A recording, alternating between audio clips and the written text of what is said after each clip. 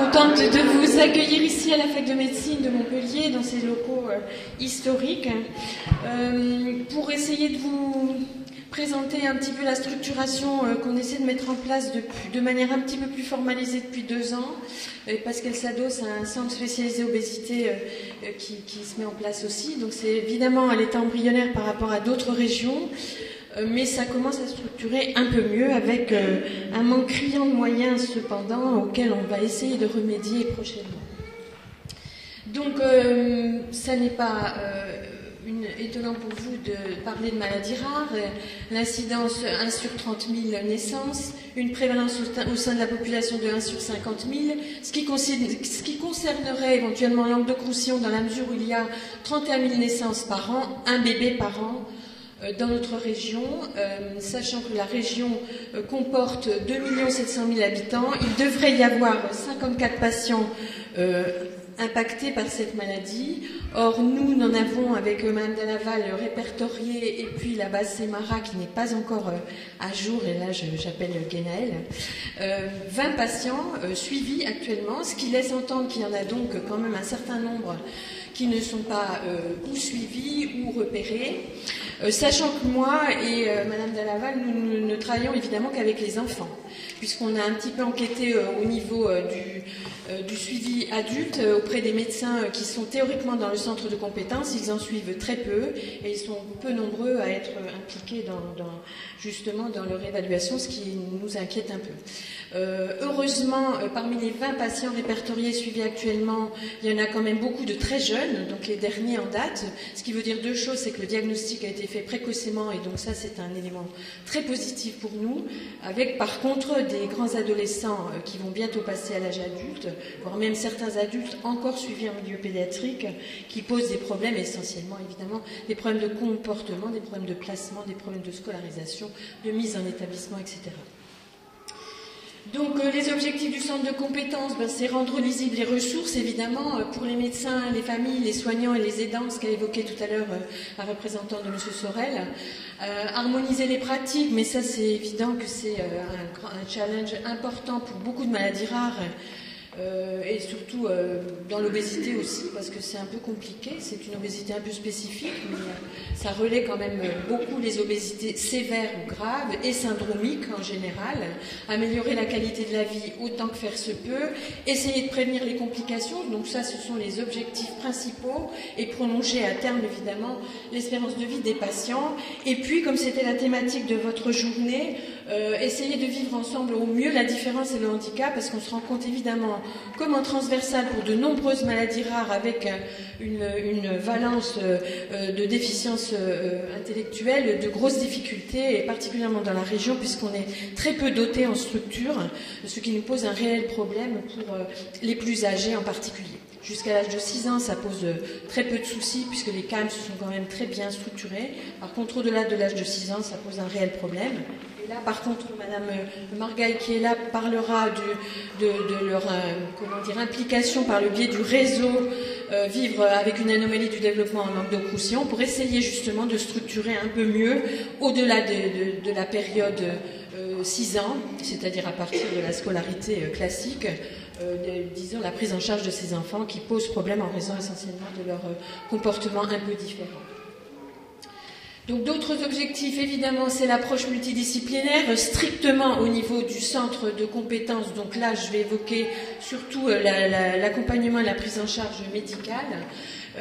L'objectif aussi de promouvoir le diagnostic précoce. Encore une fois, on est assez satisfait de l'âge moyen au cours des 4 à 5 dernières années au diagnostic, puisque c'était vraiment des diagnostics extrêmement précoces, voire même un diagnostic prénatal pour un d'entre eux. Optimiser la prise en charge, améliorer la qualité de vie, je n'y reviens pas, et in fine allonger la durée de la vie.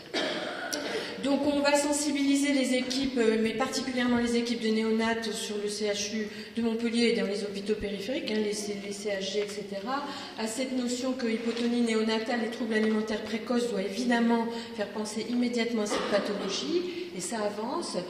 Plus tard, association hypotonie-obésité, puis plus tard, prise de poids en contraste avec une petite taille, retard des acquisitions, démarche compulsive vis-à-vis de l'alimentation, tout ce que vous connaissez très bien, obésité, et plus tard encore retard de puberté et particularité de comportement.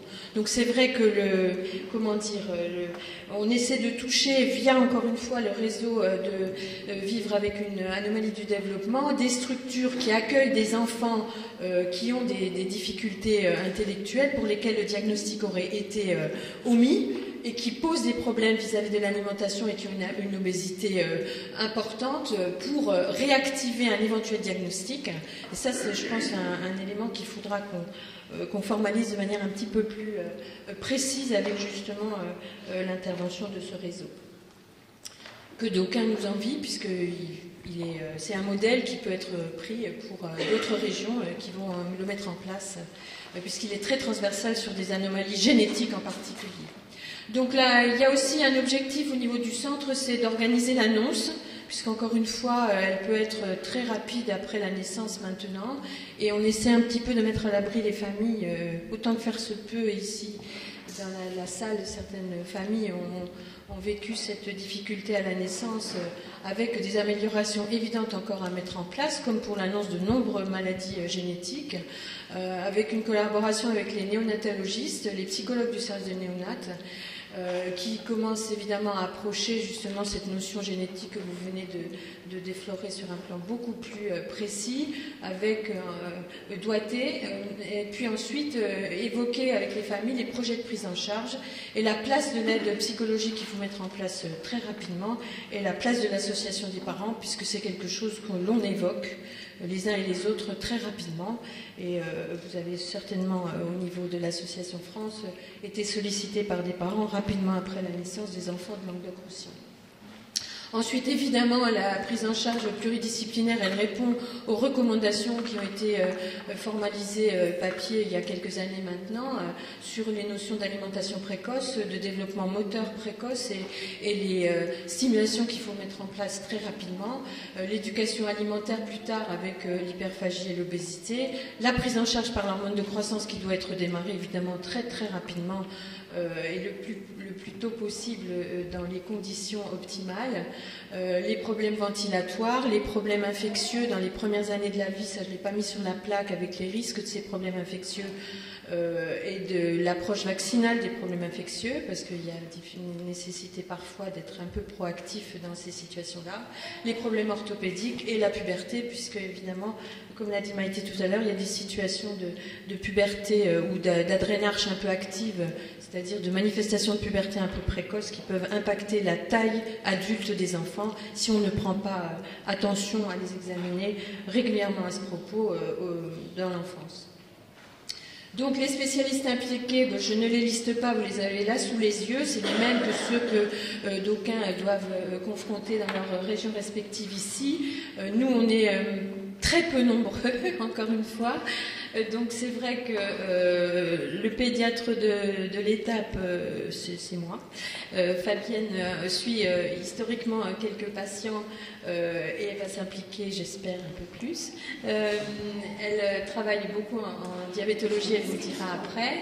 Et puis elle va aussi s'impliquer dans un projet qu'on a en commun sur des accueils éventuellement un peu plus formels sur une structure SSR. Donc les autres partenaires, c'est les partenaires habituels du suivi de ces pathologies-là, qui soient les neurologues, qui peuvent être à l'origine de certains diagnostics, puisqu'il y a, en particulier vis-à-vis de la notion d'hypotonie, des diagnostics ont été redressés, donc hypotonie avec obésité. Il y a un neurologue qui, l'autre fois, a envoyé un patient dans cette idée-là. Et donc, c'est vrai que c'est maintenant... ça veut donc dire que notre information un peu active porte ses fruits. La pneumologie, c'est surtout les problèmes infectieux, la gastro-entérose. Et puis, tout à l'heure, il a été évoqué un programme à pas. On va mettre en place, mais vient adosser au CSO un programme avec activité physique adaptée pour les enfants un peu différent, parce que ça peut poser problème, sachant que de nombreuses associations d'APA sont preneuses, mais tous ne prennent pas d'enfants différents, ce qui pose problème. Mais ça, Marine Vidal, qui est donc la représentante du centre, ou la coordinatrice du centre spécialisé obésité, pourra mieux vous en parler si vous le souhaitez tout à l'heure. Bon, les dentistes, puisqu'on a une consultation spécialisée au niveau du CHU pour les enfants différents, avec du matériel adapté, une table, une chaise d'exploration. Et puis nos partenaires principaux que sont les diététiciennes, psychologues, orthophonistes, kinés, qui ne sont pas au niveau de l'hôpital, mais qui sont évidemment la plupart du temps dans les structures qui accueillent ces enfants-là, ou bien qui sont comme relais, plus ou moins formalisés d'ailleurs, et c'est peut-être là où ça pêche beaucoup, auprès des familles. Alors ça, c'est dans l'idéal, donc je l'ai mise cette plaque, puisque c'est la plaque issue du texte des recommandations. Donc grossièrement à gauche, puisque je ne peux parler pour ce qui me concerne que des enfants, on a grossièrement tous les relais possibles. Après, il faut les mettre en phase, il faut pouvoir les structurer, et c'est surtout là que ça pose des difficultés encore essentiellement au-delà de l'âge de 6 ans dans la région pour l'instant.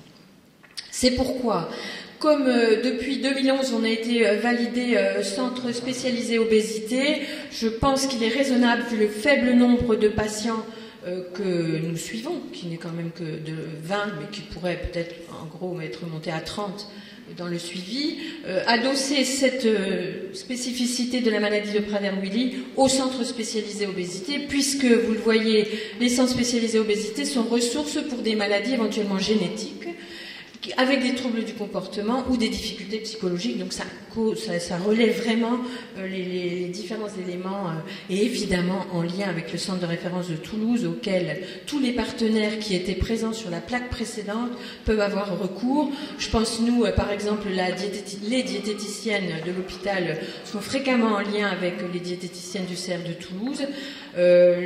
Certaines psychologues dans certains établissements à qui je demande fortement, dans les CAMS aussi, les orthophonistes en particulier, puisque nous n'avons pas de phoniatre ni d'orthophonistes dédiés au centre. Donc c'est vrai que on est un peu pénalisé. Mais souvent ils demandent des documents ressources, et ils demandent aussi des conseils ressources. Donc je pense que c'est important.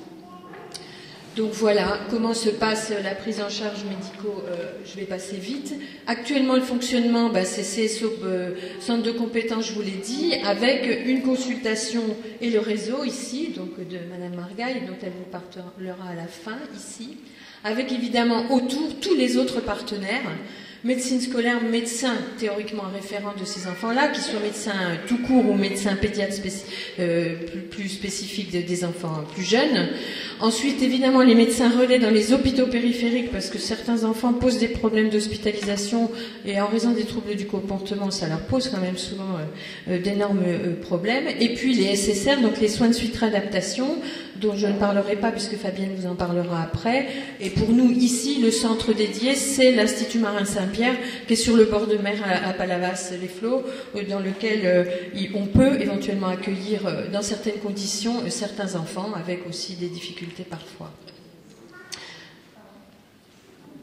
Alors ensuite, qu'est-ce qu'on est capable de proposer vu le faible nombre de consultants autour de cette thématique, que ce soit l'obésité ou la maladie de Prader d'ailleurs, on a une consultation 1 à 2 fois par an qui répond aux recommandations, dans laquelle on liste et on répertorie, on revoit tous les éléments nécessaires au suivi des patients que j'ai listés tout à l'heure, avec les suivis cardio-pulmonaires, les suivis fonctionnels, les suivis de l'obésité, une impédance métrique, calorimétrie. Il y a un plateau technique d'évaluation du sommeil théorique qu'on a mis en place avec de grosses difficultés, et actuellement j'ai recours à un plateau technique privé qui accepte de faire aussi des explorations chez les plus petits, puisqu'à l'hôpital on est saturé par les obésités communes, et que l'obésité avec troubles du comportement leur pose problème. Il y a une clinique qui est la clinique Beau Soleil à Montpellier, qui accepte de faire des enregistrements cardio-respiratoires chez des petits avec les mamans, sans grosse difficulté. D'ailleurs le médecin qui s'occupe est une ancienne du centre du sommeil de Montpellier, Madame, je vais manger son nom, Cochen de corps, Valérie Cochen, qui est assez spécialisée dans le sommeil du Prader-Willi, qui est pas mal en soi, avec peut-être des pistes de possibilité de faire du travail, je sais pas. Donc, on a quand même deux gros points forts qui sont les plateaux techniques cardio-respiratoires qui ont été mis en place récemment à la demande des cardiopédiatres qui s'occupent beaucoup de cardiopathie congénitale. Et c'est vrai qu'on les utilise largement. Et puis, donc, voilà, donc ça, c'est le plateau global avec tout ce que ça peut offrir et que je peux utiliser. La polysomno, je viens de vous en parler, c'est un appareillage très spécifique que certains connaissent certainement, mais qui ont eu des difficultés. Je ne sais pas, j'ai cru voir dans la salle des familles que je connais où il y a eu des difficultés, comme partout. Et puis les autres consultations. Voilà. Muni de tout ça, on revoit si tout est en phase et éventuellement se met en lien avec les structures qui accueillent les enfants au quotidien, c'est-à-dire, ou au quotidien, ou dans leur vie en général. Les CAMS, c'est les structures d'accueil, type IME, IMPRO, etc., que vous connaissez mieux que moi, pour essayer d'harmoniser nos pratiques. Et c'est là où votre guide des pratiques partagées est quelque chose de très important et intéressant. J'ai demandé tout à l'heure à M. Beignet s'il en avait à disposition aujourd'hui, mais on les commandera. On avait envisagé de les acheter aujourd'hui, mais on les commandera sur le site. Ce qui nous manque beaucoup, c'est psychiatre et psychologue. Alors j'ai vu sur le diaporama qu'avait fait M. Loeb l'année dernière qu'il y avait pas mal d'endroits où il y avait des difficultés. Ou parce que dans l'absolu vis-à-vis de l'obésité, il y a quand même très peu de pédopsychiatres fortement impliqués dans cette dynamique, et quand en plus il y a des difficultés d'une autre nature, voilà. Donc ce sont souvent des pédopsychiatres dédiés aux troubles du comportement, mais qui n'ont pas la valence, disons, nutritionnelle, alimentaire, comportement alimentaire, et ça c'est un réel problème. Voilà, donc c'est à développer, hein, ça se met en place, donc ça n'est qu'embryonnaire. L'assistante sociale est évidemment très au courant de ces situations parfois délicates. Et puis l'éducation thérapeutique, Fabienne va vous en parler, sur l'Institut. Donc beaucoup de temps, moyen constant. Et les perspectives, je vous les mets là, mais ma perspective principale, et c'est celle-ci, c'est l'Institut et les SSR de la région, puisqu'on a 4 SSR pédiatriques, qu'on peut utiliser entre guillemets pour les problèmes de poids essentiellement, mais tous évidemment ne balaient pas les mêmes champs d'âge, ne balaient pas les mêmes types de séjours et n'acceptent pas forcément les enfants en grande difficulté de comportement, donc c'est un réel problème. Voilà, je vous remercie, je passe la parole à Fabienne qui va vous parler elle.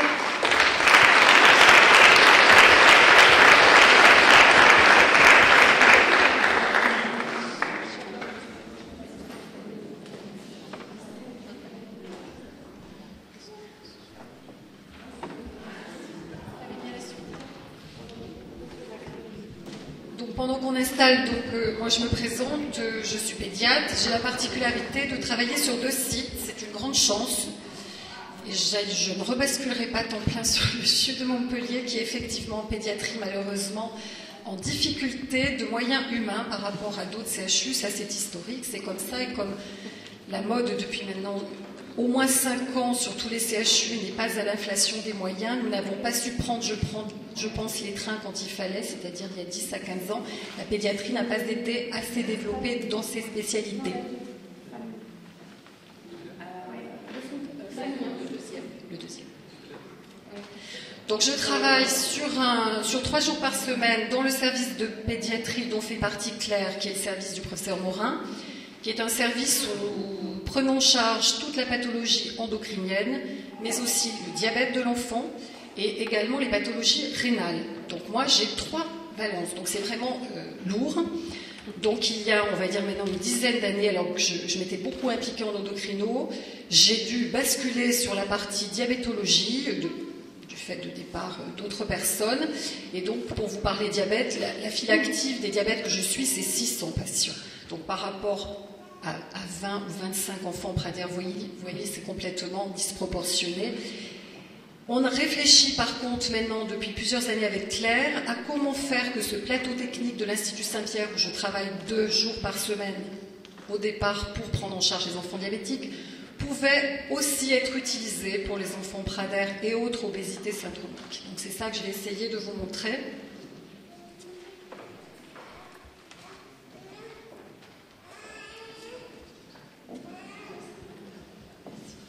Donc ça, c'est les recommandations que nous avons eues du ministère de la Santé il y a maintenant 18 mois. On demandait au centre SSR pédiatrique s'ils se sentaient de se faire labelliser, donc c'était l'action 25 du plan obésité, s'ils se sentaient de se faire labelliser pour prendre en charge les enfants Prader-Willi. Donc il y avait 4 types de séjours qui devaient pouvoir être faits dans ces centres. Donc le premier, c'est des séjours d'amaigrissement dirigés 1 à 2 mois, voire plus, sous-entendant présence parentale au moins au départ et par intermittence pendant le séjour. Donc ça, on l'a mis en place et on peut le mettre en place. Le deuxième type de séjour qui était demandé, c'est des séjours de répit pour les familles et ou les établissements médico-sociaux qui ferment, vous le savez, entre 4 et 6 semaines suivant les IM chaque été et qui ferment également toutes les petites vacances scolaires. Donc 1 à 2 fois par an pendant les vacances scolaires sur des séjours courts ou longs suivant l'âge. Le troisième type de séjour, c'est qu'on nous demande d'également pouvoir se positionner pour des séjours d'évaluation globale. Ces enfants, quand ils vont grandir, effectivement, après l'âge de 6 ans, posent beaucoup de problèmes d'articuler la prise en charge scolaire et d'articuler la prise en charge socio-professionnelle d'avenir. On a dans les régions beaucoup d'organismes, mais il faut le reconnaître, qui ont du mal à se mettre autour d'une table et à communiquer parce qu'ils sont dispersés. Et le quatrième type de séjour, et c'est là que ça va achoper le plus en ce qui me concerne pour mon service, c'est des séjours, on va dire, en urgence, d'admission en urgence, sur des décompensations psychiques, ou également sur des décompensations somatiques, mais là je pense que cette recommandation-là, elle n'est pas entendable. Un secteur SSR ne peut pas prendre en charge un enfant qui vient de décompenser sur le plan respiratoire ou sous un autre mode. Et ça, je pense que cette partie-là s'adresse vraiment plus au secteur du CHU. Donc quand un de nos enfants porteurs d'une obésité syndromique est en décompensation métabolique ou somatique ou respiratoire, il est bien sûr pas en SSR, il est soit en réanimation pédiatrique, soit dans mon unité au CHU. Donc pour vous présenter le service de l'Institut Saint-Pierre, donc il y a des atouts et il y a des points faibles. Le gros atout de cet institut, c'est son équipe pluriprofessionnelle stable. Et donc ça, c'est une grande chance. J'ai des gens qui ne bougent pas parce qu'on est sur une structure qui est vraiment dotée de gros moyens. Les 2 diététiciennes, par exemple, sont là depuis 20 ans. La cadre de service a fait toute son école à Saint-Pierre et est passée cadre. L'infirmière d'éducation y est depuis 20 ans. Et c'est une grosse chance, moi qui travaille aussi au CHU, où on passe notre temps à former de nouvelles puéricultrices qui arrivent. Donc le fait d'avoir un gros recul sur les pathologies prises en charge est un gros atout. Donc là, vous voyez les moyens par rapport au CHU. On est quand même 2 pédiatres, on se relaie. Une endocrinologue adulte vient d'arriver également. Il y a 2 psychologues, une pédopsychiatre qui est mutualisée, elle, sur l'établissement, des éducateurs sportifs mutualisés. Nous avons beaucoup d'orthophonistes parce qu'il y a un gros plateau de rééducation, on va dire, de troubles spécifiques du langage. Et parmi ces orthophonistes, j'ai une orthophoniste dédiée qui est vraiment bien formée sur les troubles de la déglutition. Et j'ai également des unités transversales avec un plateau kiné, de la balnéo, une école avec 9 classes de niveau, un gros pôle socio-éducatif qui a été développé il y a maintenant 1 an avec éducateurs spécialisés, une assistante sociale qui est dédiée dans mon unité et également beaucoup de bénévoles puisqu'il faut savoir que l'Institut Saint-Pierre, le conseil d'administration s'appelle l'OMEM, l'œuvre des enfants à la mer. Ce sont des bénévoles impliqués depuis plus de 50 ans sur cet institut et qui ont un gros réseau en termes de possibilités d'accompagner les enfants. Donc vous voyez, c'est vrai que quand on dit tout ça, on a l'impression que c'est l'idéal par rapport au CHU, sauf que l'idéal s'est saisi et que cette activité historiquement, c'est-à-dire moi j'y suis depuis maintenant 15 ans, mais ça faisait encore 15 ans avant que ce plateau avait été développé pour l'éducation thérapeutique diabète.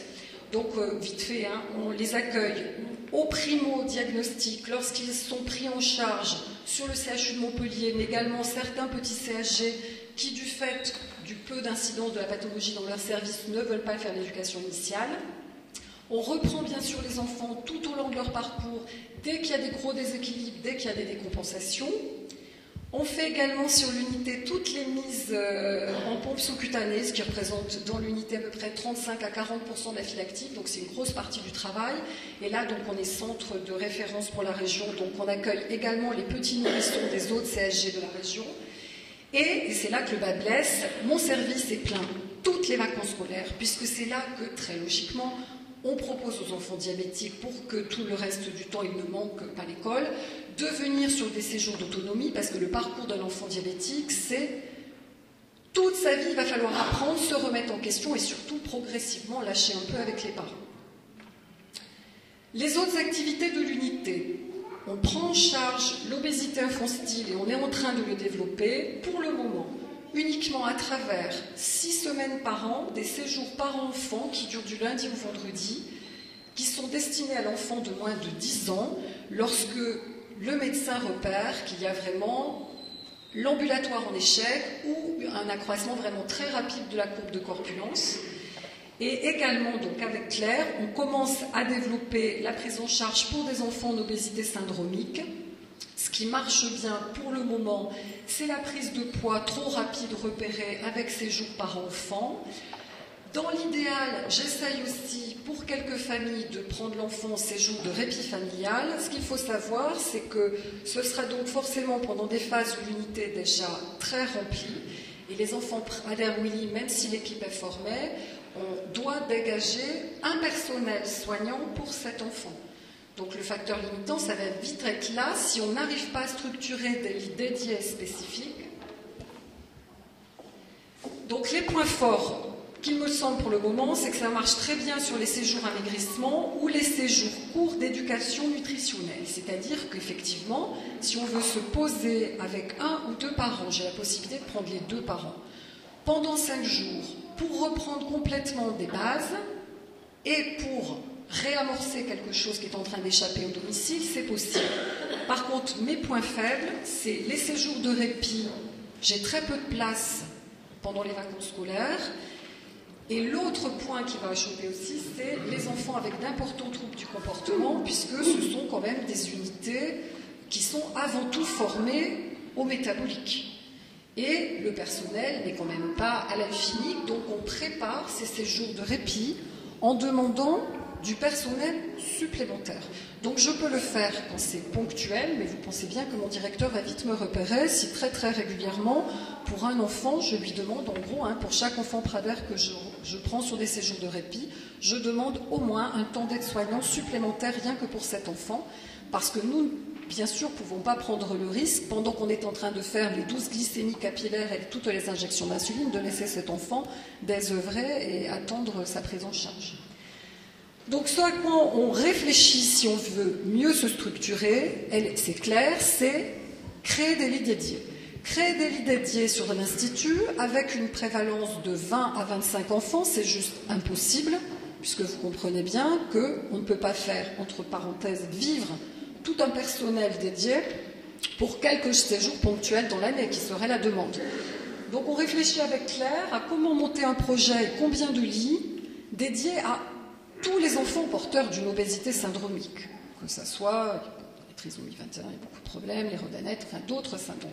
Il n'y a que comme ça qu'on pourra répondre vraiment à la demande parentale, plutôt que de faire ce qu'on fait actuellement, c'est-à-dire pour aider ponctuellement, mais pas structuré, donc pas satisfaisant ni pour les médecins, ni pour les familles. Enfin, on essaye de faire ce qu'on peut. On a quelques belles réussites dont on est quand même fiers, et notamment sur des séjours prolongés pour des enfants qu'on n'avait pas pris en charge initialement et qui arrivaient déjà avec de très grandes obésités. On a pris en charge une enfant à 8 ans qui avait malheureusement déjà un poids à 140 kg, qui n'avait jamais marché. Donc celle-là, on l'a vraiment sortie de la mort. Donc on l'a gardée 18 mois, on a pu derrière réembrayer sur un immeuble. Donc l'unité, quand elle se mobilise, ça marche. Mais se mobiliser sur des projets pérennes, il faut créer des lits dédiés, des médecins dédiés. Or là, pour le moment, il faut être honnête, cette unité a été créée pour le diabète de l'enfant. Et comme j'ai de gros moyens, gros plateaux, on est en train de se dire quand même, il faut aider aussi d'autres pathologies. C'est pour ça qu'on va réfléchir, mais avec vous tous aussi, à comment essayer de créer des lits. Ça sera compliqué, parce que l'ARS, je ne suis pas sûre du tout qu'elle le dise, mais en tout cas, comment peut-être baisser les bras sur d'autres prises en charge, pas le diabète bien sûr, mais on a une unité juste à côté de la mienne où on accueille des enfants d'obésité commune sur des séjours prolongés. Donc comment peut-être revoir un peu la répartition de la donne, et ça c'est le centre spécialisé obésité qui va nous aider, nous guider, peut-être un peu démunir l'obésité commune et faire plus d'ambulatoires sur ce plateau pour pouvoir créer des lits dédiés qui pourront développer un vrai projet d'éducation thérapeutique obésité syndromique. Merci beaucoup.